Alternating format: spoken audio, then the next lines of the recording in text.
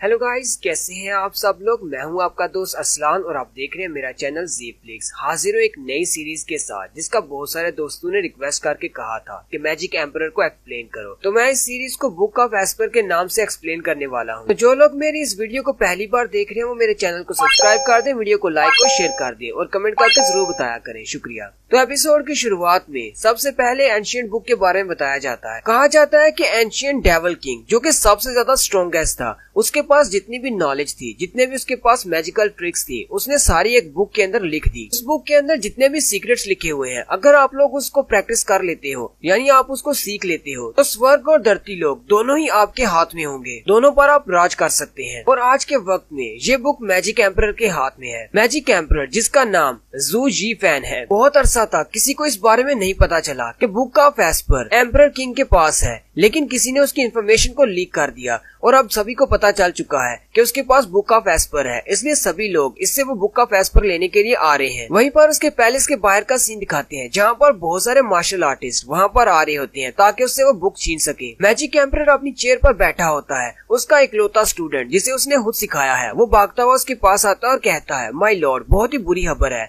हमारे mountain troop सारे हार चुके हैं और उन्हें मार दिया गया है। मैजिक एम्परर के इकलौते स्टूडेंट का नाम जाओ चैंग होता है। जाओ चैंग कहता है, हीवन के 7 एम्परर्स यहाँ पर आने वाले हैं, मुझे लगता है कि उन्हें भी आपकी ये बुक चाहिए। मैजिक एम्परर से कहता है, तुम्हें डरने की जरूरत नहीं है और ना ही पैनिक होने की, क्योंकि बुक ऑफ एस्पर मेरे हाथ में है। मेरी स्ट्रेंथ उन 7 एम्परर से बहुत ज्यादा है, वो लोग चाहकर भी मुझे हरा नहीं पाएंगे। मैजिक एम्परर उठकर खड़ा हो जाता है और कहता है, अब क्योंकि उन्होंने मेरे सारे सोल्जर्स को मार दिया है, चलो फिर चलकर उनसे मिलते हैं और देखते हैं वो कितने स्ट्रॉन्ग हैं। मैजिक एम्परर जैसे ही अपने महल से बाहर निकलता है तो बाहर पूरी आर्मीज खड़ी होती हैं। वो उसे कहती हैं, तुम्हारे पास जो बुक ऑफ एस्पर है उसे हमारे हवाले कर दो और हम लोग यहाँ से चले जाएंगे। मैजिक एम्परर हंसते हुए उनसे कहता है, तुम सब लोग तो मेरे सामने कीड़े मकोड़े हो, लेकिन फिर भी तुम सब लोग मुझसे फाइट करने के लिए यहाँ पर आ गए। और साथ ही मैजिक एम्परर अटैक करने के लिए आगे बढ़ता है, बड़ी ही स्पीड के साथ उनके सेंटर में से गुजर जाता है, लेकिन सभी को मार देता है। जू जी फैन को ऊपर से आवाज आती है, उसे कहा जाता है कि हम लोग तुम्हें नहीं जाने देंगे, तुमने हमारे बहुत सारे ट्रूप्स को मार दिया है। जू जी फैन ऊपर की तरफ देखता है तो 7 एम्परर्स ऊपर आ चुके होते हैं। उनमें से एक एम्परर उसे कहता है, अभी भी तुम्हारे पास मौका है,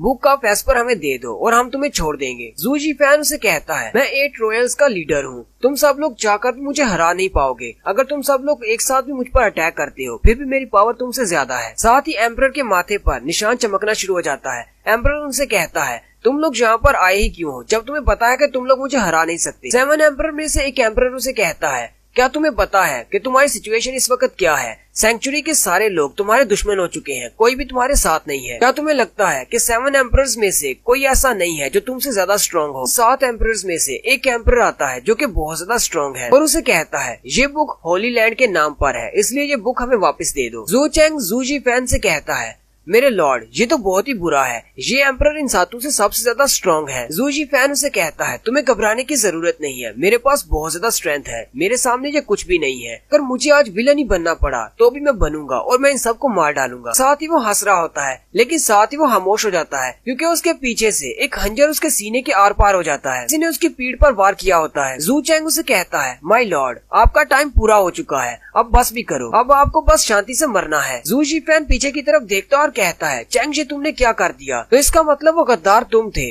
जिसने बुक ऑफ एस्पर की सारी इन्फॉर्मेशन इन एम्परर्स को दी और साथ ही मेरे माउंटेन ट्रूप्स को भी तुम्ही ने मरवाया है। जब तुम एक छोटे से बच्चे थे तब मैंने तुम्हें अपने पास रखा, तुम्हें पाला पोसा और तुम्हें ट्रेनिंग दी, फिर तुमने मुझे धोखा क्यों दिया? जू चैंग उसे कहता है, माय लॉर्ड, बात तो बिल्कुल सच है कि मैं आपका स्टूडेंट हूँ, आपने मुझे पाल पोस कर बड़ा किया है, लेकिन ये बात भी सच है कि आपने मुझे कभी भी इस बुक को हाथ नहीं लगाने दिया और ना ही कभी इसे पढ़ने दिया। बुक ऑफ एस्पर को आप सिर्फ अपने लिए नहीं रख सकते। जू जी फैन उसे कहता है, क्या तुमने मुझे सिर्फ इसी वजह से धोखा दिया है कि तुम्हें मैंने बुक नहीं पढ़ने दी? चैंग उसे कहता है, आप इस बारे में जो सोचना चाहे सोच सकते हैं, लेकिन मैंने ये सब कुछ आप ही से सीखा है। जू जी फैन से कहता है, लेकिन मैंने तो तुम्हें ऐसा कुछ भी नहीं सिखाया, तुम्हारा दिमाग बहुत ही छोटा है, तुम्हें इस बात की समझ नहीं आई कि तुम किसी पर भरोसा नहीं कर पाए। हालांकि तुम मुझ पर भरोसा कर सकते थे, तुम मेरे सक्सेसर बन सकते थे, ये बुक मैं तुम्हें देता। और साथ ही मैजिक एम्परर हंसना शुरू कर देता है और उन सब से कहता है, अब जबकि तुम सब लोग बुक ऑफ एस्पर के पीछे हो, तो मैं अपनी बॉडी के साथ साथ बुक ऑफ एस्पर को भी डिस्ट्रॉय कर दूंगा ताकि कोई भी इसे हासिल न कर पाए। 7 एम्परर्स भी पीछे हट जाते हैं और कहते हैं ये तो बहुत ही बुरी खबर है, ये अपने आप को सेल्फ डिस्ट्रक्ट करने वाला है, और साथ ही वो अपनी बॉडी को सेल्फ डिस्ट्रक्ट कर देता है। वहाँ पर एक जोरदार धमाका होता है और बुक भी उसके साथ ही डिस्ट्रॉय हो जाती है। लेकिन अगर हीरो ही मर जाएगा तो सीरीज आगे कैसे बढ़ेगी। उसी वक्त अर्थ पर दिखाते हैं कुछ लोग जमीन पर मरे पड़े होते हैं, जबकि उनके सेंटर में एक लड़का होता है और हमारे मैजिक एम्परर की आत्मा उड़ती हुई आती है और सीधी उस लड़के की बॉडी के अंदर चली जाती है और उसके माथे पर वो निशान बन जाता है जो कि मैजिक एम्परर के माथे पर था। यानी कि मैजिक एम्परर अब इसकी बॉडी में रीबॉर्न हो गया है। मैजिक एम्परर जल्दी से अपनी आंखें खोलता है और उठकर बैठ जाता है। कहता है क्या अब ये मेरी नई बॉडी है, मैंने तो कभी सोचा भी नहीं था मुझे एक दूसरा जन्म मिलेगा, वो भी एक छोटे लड़के की बॉडी में। जू जी फैन जल्दी से उठकर खड़ा हो जाता है। उसी वक्त उसे साइड से आवाज आती है, वो उस तरफ देखता है तो वहाँ से कुछ वुल्व्स निकलते हैं और वो भागते हुए उस पर अटैक करने के लिए आगे बढ़ते हैं। लेकिन जी फैन उनकी तरफ देखता है और उन्हें घूर कर कहता है दफा हो जाओ यहाँ से, और वो सारे वुल्व्स इतने ज्यादा डर जाते हैं कि वहाँ से वाकई में दफा हो जाते हैं। मैजिक एम्परर अब जिस लड़के की बॉडी में है उसका नाम जू फैन है। जू फैन चलता हुआ थोड़ा सा आगे जाता है तो एक दरख्त के साथ एक बंदा बैठा होता है जो कि जख्मी होता है। वो जू फैन से कहता है जू फैन यहाँ पर आओ और मेरी हेल्प करो, मैं बहुत ज्यादा जख्मी हूँ। जू फैन उसकी तरफ देखता है और कहता है मुझे लगता है कि मैं जिस लड़के की बॉडी में हूँ ये बंदा उसे जानता होगा,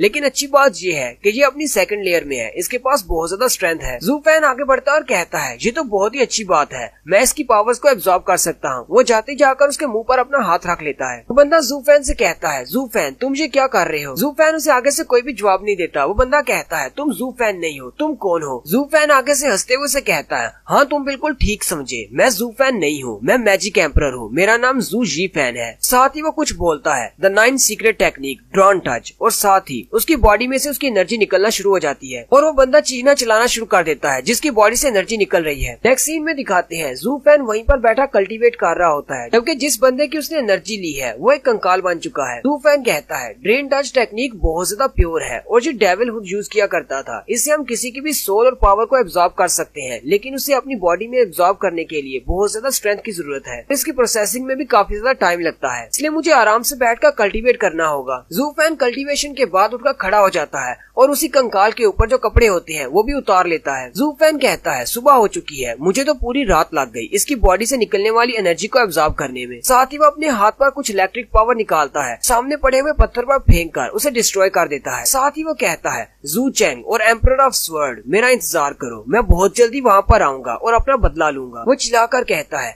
जब मैं होली लैंड में वापस आऊंगा तुम सब लोगों को मरना होगा। जू फैन कहता है मैंने इस लड़के की बॉडी को मुकम्मल तौर पर रिपेयर कर दिया है, अब इसकी बॉडी 0 से 5th लेयर तक पहुंच चुकी है। साथ ही वो दरख्तों के ऊपर से छलांगे लगाता हुआ सामने की तरफ चला जाता है और कहता है मुझे लगता है कि इसकी बॉडी को कल्टीवेट करने में बहुत ज्यादा टाइम लगने वाला है, इसलिए होली लैंड में अभी तो नहीं जा सकता। दरख्तों के ऊपर से कूदता हुआ जा रहा होता है कि वहीं पर उसे नीचे कुछ लोग खड़े हुए दिखाई देते हैं। वो वहीं पर रुक जाता है और उनकी बातें सुनना शुरू कर देता है। वहाँ पर नीचे 2 फैमिलीज के लोग होते हैं, एक सन फैमिली के और एक लू फैमिली के। लू फैमिली से एक लड़की और उसका छोटा भाई होते हैं, जबकि उनके साथ उनका गार्डियन भी होता है। लू फैमिली का गार्डियन दूसरी फैमिली से कहता है सन फैमिली के लोगों तुम लोगों ने हमें धोखा दिया है, तुम लोग ट्रेटर्स हो। सामने वाली फैमिली के मास्टर का नाम सन गांजिया होता है। गांजिया उसे कहता है टोंगलिंग तुम्हें तो सियासत के बारे में बिल्कुल भी नहीं पता, इतने साल हो गए तुम्हें हमारे साथ काम करते हुए, क्या तुम अभी तक हमें समझ नहीं पाए कि हम लोग किस तरह काम करते हैं। लू फैमिली की लड़की उसे कहती है सन गांजिया ये स्पिरिचुअल टेक्निक हमारी है, ये जनरेशन से हमारी फैमिली में चलती आ रही है, ये वाली टेक्निक तुम्हें नहीं दे सकते, चाहे तुम हम सबको मार ही क्यों न डालो, हम ये टेक्निक तुम्हें नहीं देंगे। वहीं उसका छोटा भाई भी होता है, वो कहता है सिस्टर मुझे रोकना मत, मैं इस ट्रेटर को अपने हाथों से मार डालूंगा। जू फैन उनकी तरफ देखता है और कहता है लू फैमिली वाले बहुत बड़ी मुश्किल में है क्योंकि बैंडिट्स ने उन्हें दोनों तरफ से घेर रखा है, वो अपनी सीक्रेट टेक्निक उनको नहीं देंगे तो वो बैंडिट्स उनको मार डालेंगे। और साथ ही वो कहता है आखिर मैं लू फैमिली के बारे में इतना क्यों सोच रहा हूँ और अचानक मेरे दिल में इतना दर्द क्यों उठ रहा है, ये सारे फैमिली रिलेशनशिप मेरा इनसे क्या ताल्लुक है, चलो मैं यहाँ से निकलता हूँ। साथ ही वो जंप करते हुए वापस की तरफ चल पड़ता है, लेकिन रास्ते में ही वो फिर से अपने दिल पे हाथ रखता है और रुक जाता है। मैजिक एम्परर चिल्लाते हुए कहता है आखिर मेरे साथ हो क्या रहा है, मेरा दिल इतनी तेजी से क्यों धड़क रहा है, मुझे बार बार ये ऐसा क्यों कह रहा है कि मैं यहाँ से नहीं जा सकता, मुझे लू फैमिली की हेल्प करनी है। साथ ही वो कहता है या फिर हो सकता है कि इस लड़के की बॉडी मेरी कल्टीवेशन को संभाल नहीं पा रही, मेरी पावर को हैंडल नहीं कर पा रही, तो है कि इस लड़के की बॉडी बिल्कुल कचरा है। जू फैन फिर से वहीं पर कल्टीवेशन करने की स्टेज में बैठ जाता है और कहता है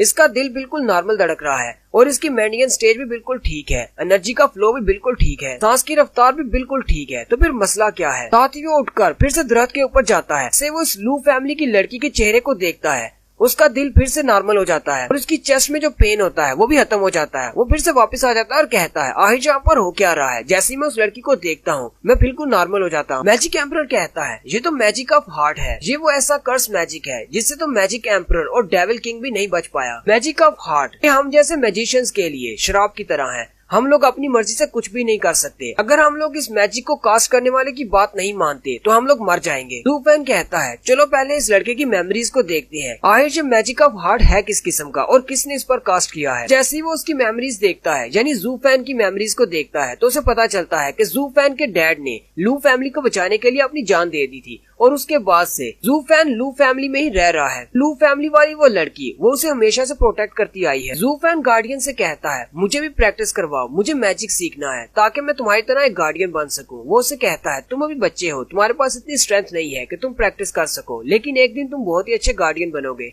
जू फैन कहता है हाँ मुझे गार्डियन बनना है, मैं बहुत ज्यादा मेहनत करूंगा और एक दिन स्ट्रॉन्ग बनूंगा ताकि मैं लू फैमिली को प्रोटेक्ट कर सकूं। मैजिक एम्परर जू फैन की जो लास्ट मेमोरी देखता है उसमें उन पर बैंडेट्स अटैक करते हैं यानी कि लू फैमिली पर अटैक करते हैं और लू फैमिली में उनके पेरेंट्स को मार देते हैं। मिस और उनका छोटा भाई बचता है जबकि जू फैन बहुत ज्यादा जख्मी हो जाता है। लू फैमिली की मिस उसके पास बैठी होती है और उसे कहती है मैं तुम्हें छोड़कर